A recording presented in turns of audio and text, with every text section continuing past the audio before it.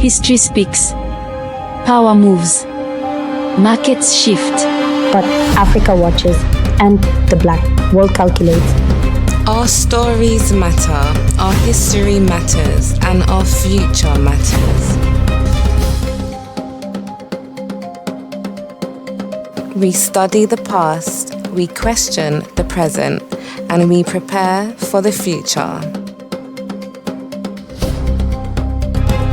This is RearView TV. They stole a child from Africa and accidentally created a genius. A boy kidnapped from the Gold Coast, shipped into Europe like cargo, expected to disappear into slavery. Instead, he mastered their language, then their philosophy, then their universities. He didn't just learn in Europe, he taught in Europe.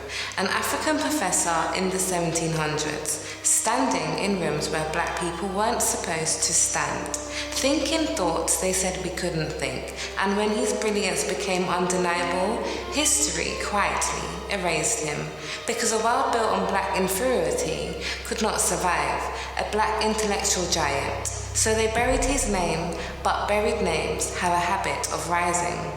Imagine medieval Japan, a land obsessed with honor, bloodlines, warrior purity, and into that world walks an African man, tall, powerful, skin darker than anyone they had ever seen. They thought he was a myth. They scrubbed his skin to see if the color would come off. It didn't. And the most feared warlord in Japan looked at this African stranger and saw not a curiosity, but a warrior. He made him samurai, not servant, not spectacle, samurai. A black man carrying a sword in a society that worshipped tradition. History didn't know what to do with him, so it whispered his story instead of shouting it. But whispers travel, and now the world remembers. There was a time when the richest city on earth was in Africa. Not just gold, not just trade, knowledge. Libraries so vast that scholars crossed deserts to study there. Astronomy, medicine, law. Manuscripts stacked like treasure, and when invaders arrived, they didn't just want the gold, they burned the books, because destroying the people is easier when you erase their memory. Flames rose, pages turned to ash, centuries of brilliance smothered in smoke, but some manuscripts survived, hidden in walls, buried in sand, protected by families who knew knowledge is sacred. You can burn a library, but you cannot burn a civilization that refuses to forget. Rome conquered the world, but there was one man Rome feared. An African general who marched an army across mountains everyone said were impossible. War elephants walking through snow, soldiers freezing, still advancing. He didn't just fight Rome, he humiliated it. Battle after battle, the empire trembled. Roman parents used his name to scare their children.